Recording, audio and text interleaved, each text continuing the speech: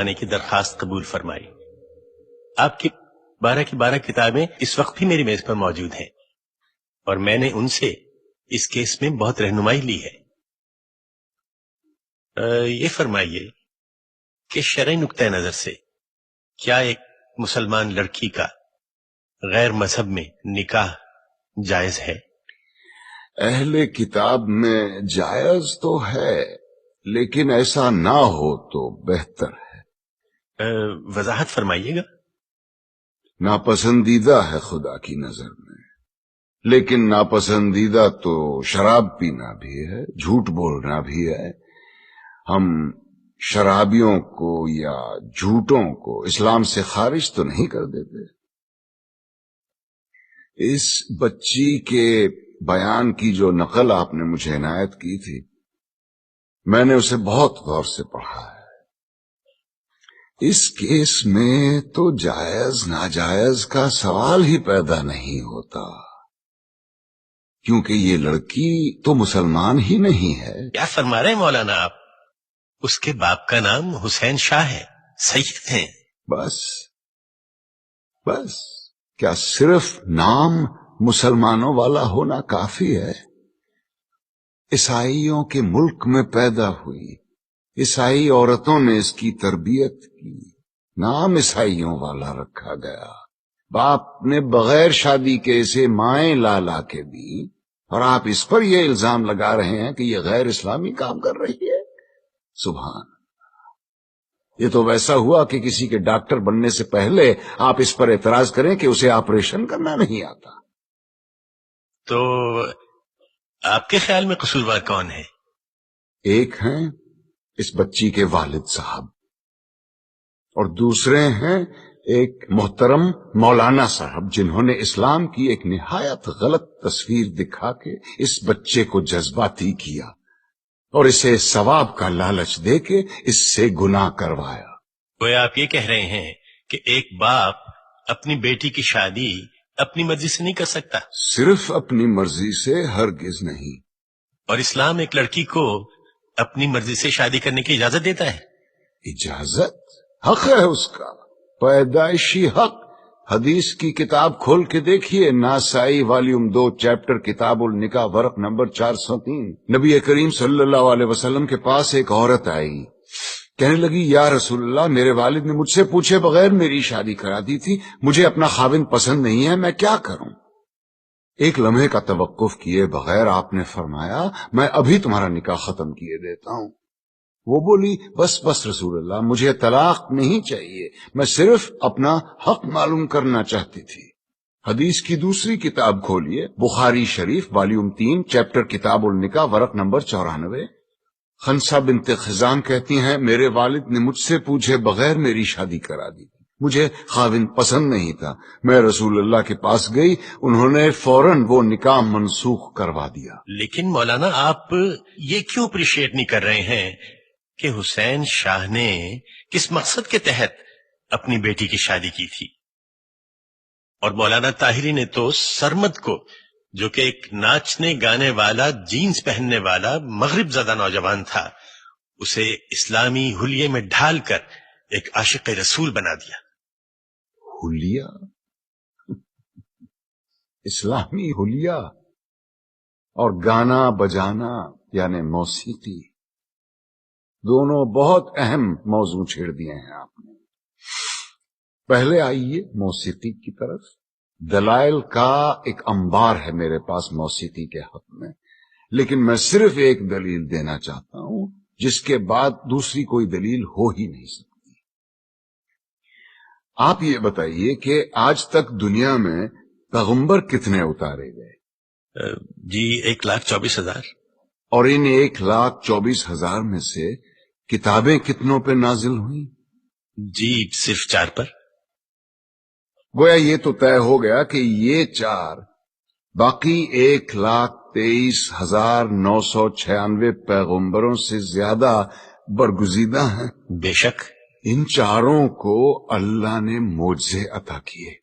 حضور کا سب سے بڑا معجزہ قرآن شریف، موسیٰ کو اس قابل بنایا کہ وہ لاٹھی سے دریا کے 2 ٹکڑے کر دے، عیسیٰ کو یہ طاقت دی کہ وہ مردے کو دوبارہ زندہ کر دے، اور داؤد کو کیا دیا؟ موسیقی، ایسی سریلی آواز اور راگوں اور سازوں پر اتنا عبور کہ سر لگائیں تو پہاڑ ساتھ گانے لگے، دنیا جہان کے پرندے مدہوش ہو کے آواز کی جانب کھنچے چلے آئیں۔ زبور اٹھا کے دیکھیے، یہ تک لکھا ہے کہ کن راگوں سے اور کن سازوں پہ گا کے حضرت داؤد الصلاۃ السلام نے خدا کی حمد و ثنا کی۔ کیا یہ ممکن ہے کہ خداوند کریم اپنی تعریف سننے کے لیے ایک حرام چیز کا انتخاب کرے اور اپنے ایک برگزیدہ پیغمبر کو حرام چیز معجزے میں دے؟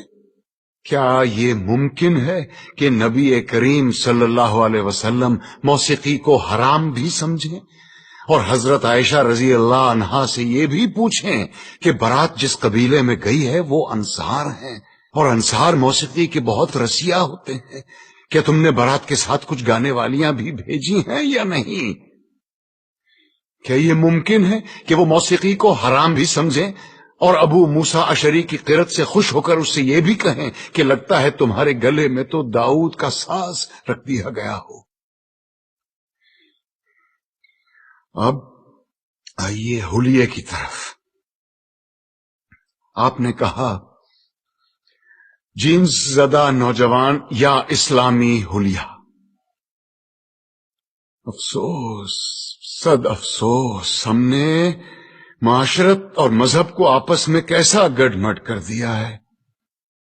لباس کا تعلق معاشرت سے ہے، مذہب سے بالکل نہیں۔ یہ کیسے ممکن ہے کہ ایک ایسا دین جو بقول ہمارے ساری کائنات اور تمام زمانوں کے لیے اتارا گیا، وہ لباس کے لیے کسی ایک خاص یونیفارم پر اصرار کرے؟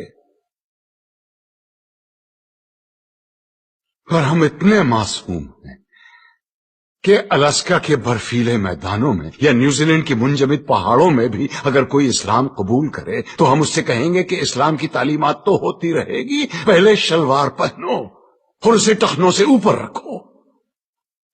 اور یہی رویہ ہمارا داڑھی کے سلسلے میں بھی ہے۔